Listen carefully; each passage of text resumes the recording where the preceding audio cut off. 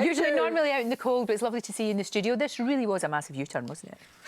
Well, yes, it was, I think, because George Osborne, I think everyone expected that he was facing an obstacle course. They thought, yeah, let's dunk him in the mud over tax credits. Let's hope he gets tangled up in the ropes of cutting the police. And what he did, he took one look at it and he decided to go round it. No one had seen that one coming. And I found that very interesting, that he tried to say it was a political statement, not just an economic one here. I'm protecting these things. I believe he's got his eye on number 10 in 5 years' time. But, of course, he was helped as well by Labour, because while they wanted to make the points that there's going to be pain further down the line with the welfare cuts, of course, John McDonnell then got out his little red book, and I'm assuming late night somewhere, John McDonnell said, I know, wait a minute, take the dust off this, let's use this, this'll be funny.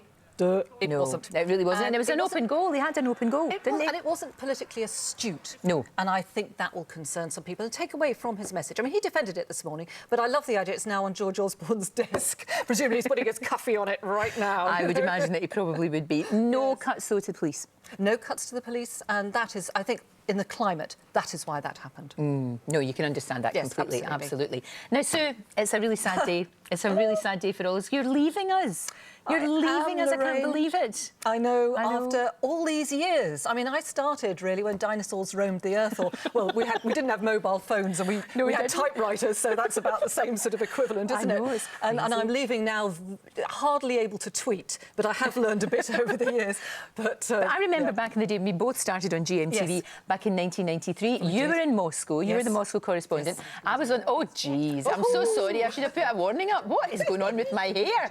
But come on. Now, come on, you beat me with that hat. I did. That must have been a special occasion. There must have been something about how bad the weather was in Moscow. And people said, is it cold? And I went, yes, it is. I wasn't allowed to wear hats normally. Oh, well, I tell you what, it couldn't be more different where you're going, because you're going to Australia. I am, where it's actually having a heat wave at the moment. All my family is in Australia, and over all the jobs that I've done and all the places I've been around the world, one thing, it comes back to family every time. It does. Doesn't matter about the job. Always matters about your family. I've got my darling son, Ollie, there, and my parents, my brother, cousins.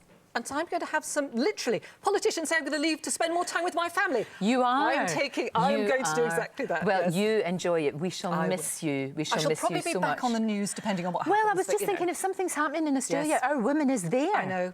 That can do anything. Take off the sunscreen, off the sunnies, and I'll be there back on screen. I hope so, Sue, but we will miss you. You're fantastic. Thank you. Thank you very much. And still to come this morning, Sarah Hoy, wife of Britain's great